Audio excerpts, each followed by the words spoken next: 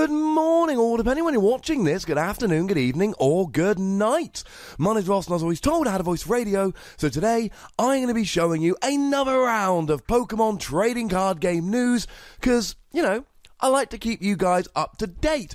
The difference in today's video is going to be that we're going to be going through some tournament results as well, showing you what's good at the moment, as well as bringing you all of these new items and products and all the other good news that you need.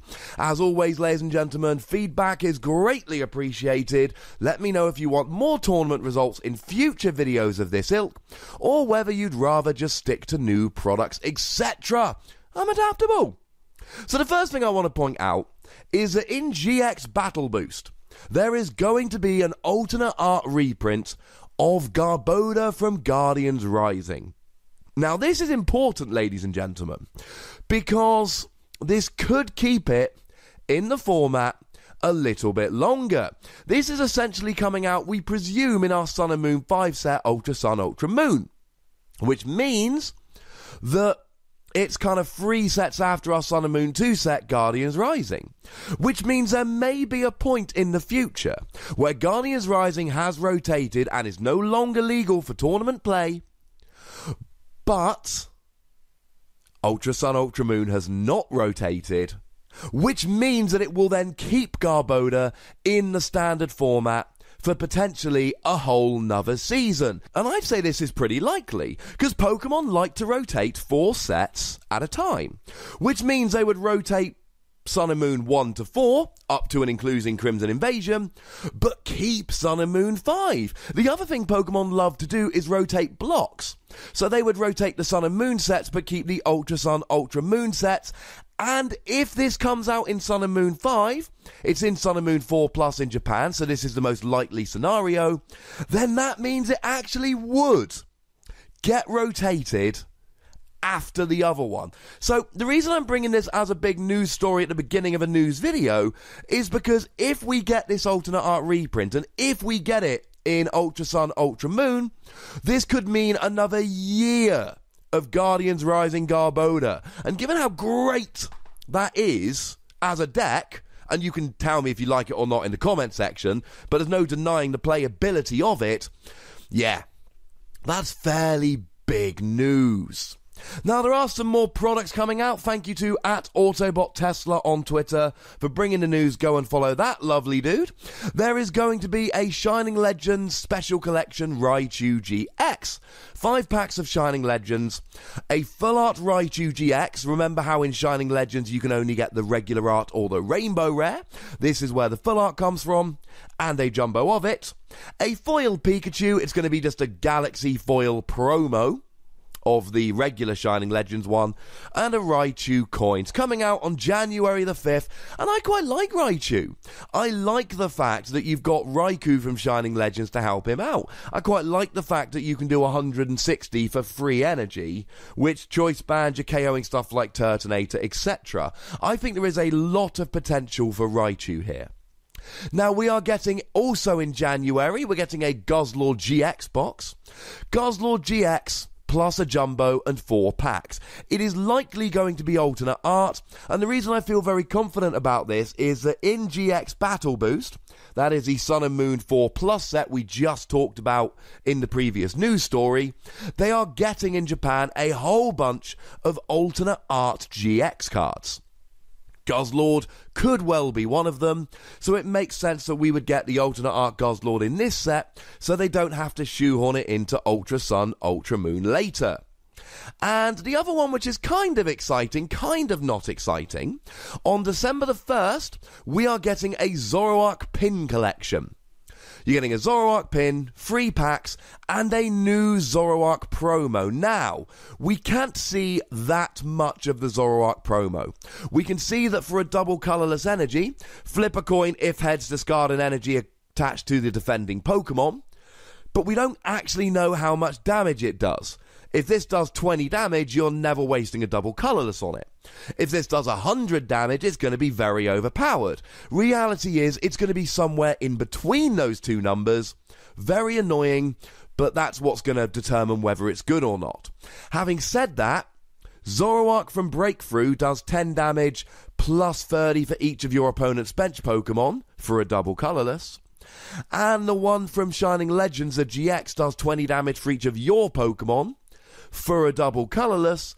So unless this does do something ridiculous like 100 damage, flip a coin if heads, discard an energy, there is no way this is going to see play over the existing Zoroarks you've already got. Doom Crush for 2 darkness and 1 colourless does some damage and discards a darkness energy from this Pokemon, but again we don't know how much damage it does. In theory, we've always got stuff like Darkrai GX that can resurrect, get it from the discard pile with a darkness energy attached, and then play an energy switch onto Zoroark. If this is an amazing attack, we've got ways to build it up. But the overwhelming likelihood here, ladies and gentlemen, is that this is not an amazing attack. Sorry about that. It's a little bit sad. Now, for those of you in the US, you can get yourselves over to Barnes & Noble at the moment, and you can get a spooky booster with bonus promo card and coin. That is exactly what it's called. The weird thing is, and you can go on the website and look at this, the promo cards are Crobat and Persian. They're not terribly spooky Pokemon. Okay, Crobat is at least a bat, so I get this. But Alolan Persian? It's a darkness type, if that counts, which I'm not 100% sure it does. No, ladies and gentlemen, I am not getting terribly on board with this at all.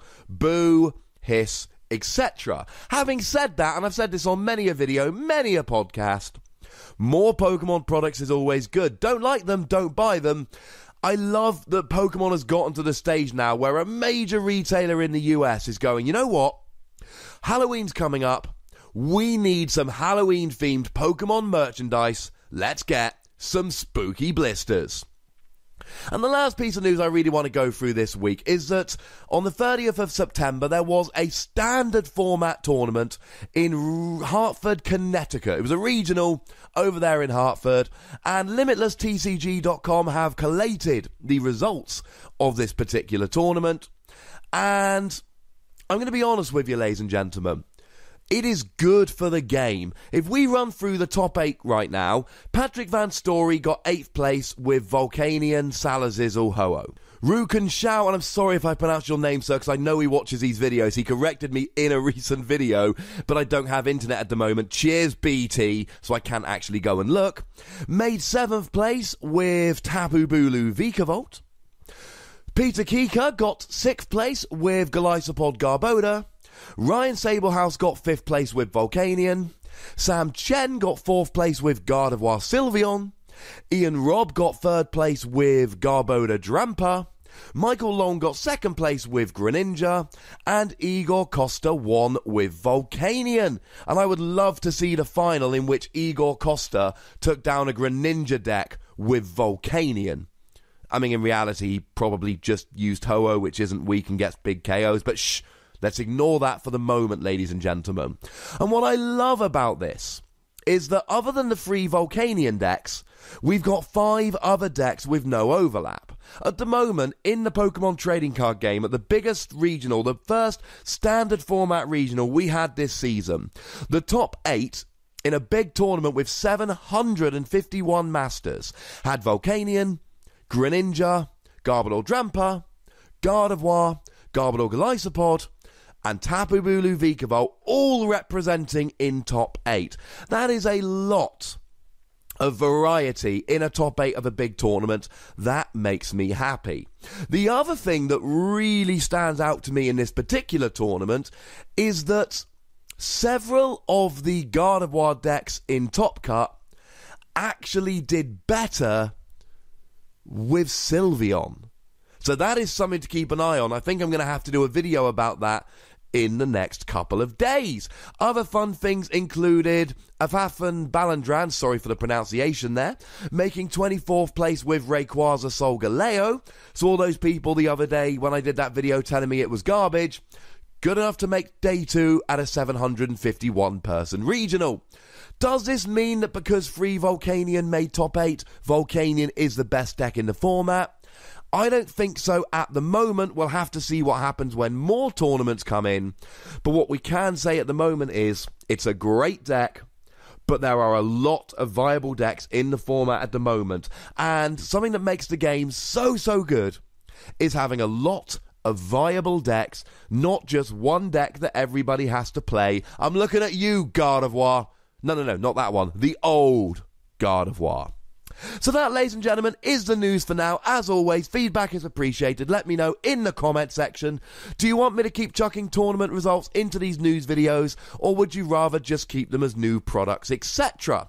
Make sure you like this video, subscribe to this channel, follow me on Twitter at TheWassy, and Twitch for some live action at twitch.tv/PTCGRadio. If you want to support the channel, get some bonus podcasts, and a new one just went up this weekend, and a new one's going up this coming weekend, then go and check out patreon.com/PTCGRadio. But by far the most important thing, as always, is to look after yourselves until next time. Thank you very much for watching. My name's Ross, and you've been watching PTCG Radio.